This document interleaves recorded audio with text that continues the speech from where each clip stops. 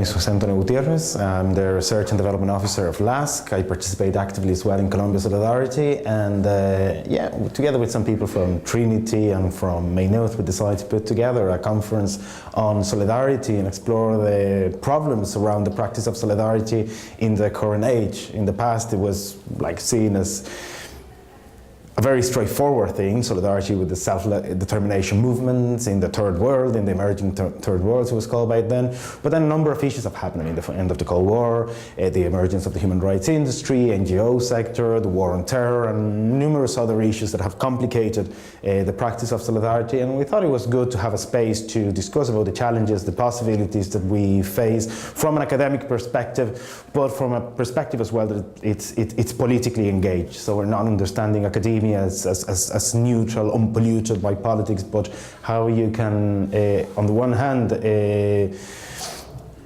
be in active solidarity with issues in this global age that you feel strongly about it, while at the same time you remain faithful to some academic work that you're doing in terms of research, in terms of lecturing, and so on and so forth. I'm Peter Waterman. I'm a Londoner, but I've lived half my life in the Netherlands, and I've been involved with international solidarity organizations and writing about international solidarity for a very long time. I did the keynote presentation here, which is on reinventing international solidarity, and I'm pleased to say that this seems to have been the spirit of the conference. And I was just saying in the last session that I didn't enjoy it, that I felt that I was being profoundly challenged. That means that people are recognizing solidarity not as something easy, but as something difficult, which we have to work on, we have to think about, we have to dialogue on. This seems to be the spirit of the event, so I'm here as a student. Yeah, I'm really enjoying it, yes. Yeah. The last session here was largely, if not totally, on solidarity with Palestine. And I, like a number of other Jews, feel the lesson which I draw from the Jewish experience is not to set up a separate state, Zionist state, but to identify with people who are fighting against discrimination everywhere.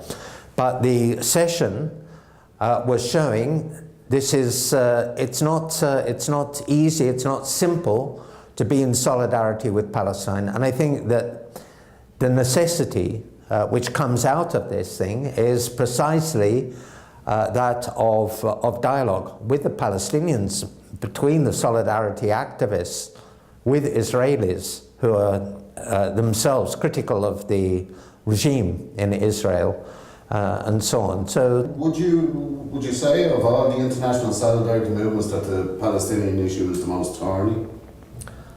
I would say it's one of the difficult ones, but actually there are more difficult situations. One can say that there's more positive, fruitful movements occurring, like Occupy and a whole range of social protest movements, which seem the idea of Occupy kind of went viral, and people were learning from, Occupy was learning from the Egyptians from Occupy, the Turks from the Spaniards, the Brazilians from I don't know who, but a number of uprisings which fortunately were not primarily about national independence, but a recognition that we worldwide are confronted with major common problems which we have to work out together as autonomous groups, but in which there's definitely and obviously a process of mutual learning. I'm David Landy, and I'm in the Department of Sociology, an assistant professor in the Department of Sociology in Trinity. And I've also been involved in solidarity. I've been involved in Palestine solidarity for about as long as I've been an academic. And the reason we organised this conference, the reason I was on for organising the conference, was because I wanted these two sections of my activity to speak to each other. I wanted academics and activists to speak to each other, to learn from each other as well. And I think that's what we've done a lot in this conference, that we've had speakers who have been academics, we've had speakers who have been practitioners in solidarity groups. And for me, what's been great about the conference is, I think, that both groups have actually learned from each other. That it's really been a productive academic discussion, because it's answering questions and, as Peter Waterman was saying, answering difficult, thorny questions that we might want to ask, but questions that actually relate to the practice of solidarity.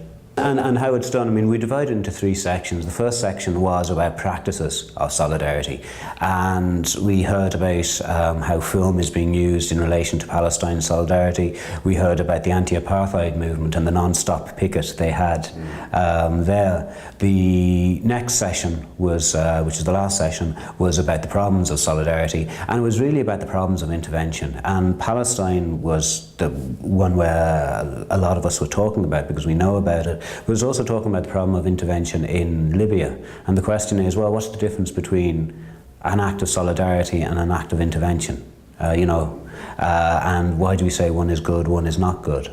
And I think it's no harm that we understand that a solidarity act is as complicated and as problematic an act as any other. You know, it's not just a thing of charity where you give and you feel good. There's a whole set of relationships that come into it. And of course there's problems. And I think it's great actually that we're able to discuss in an academic setting what these problems are and how to deal with them. The next session actually that's coming on now is about the possibilities of solidarity. And we're talking about solidarity as a way of responding to the crisis. We're talking about Rossport as well, and English solidarity with Rossport activists. And so that's the session that's on there. Did you reach any conclusions from any discussion? Is that a silly question? No. I think we're two academics for this. But seriously, the aim of it was to ask the questions, to pose the questions that people's actually practices, whether they're academic or practitioners of solidarity, that people will reflect the questions in their practices. So it's part of an ongoing conversation.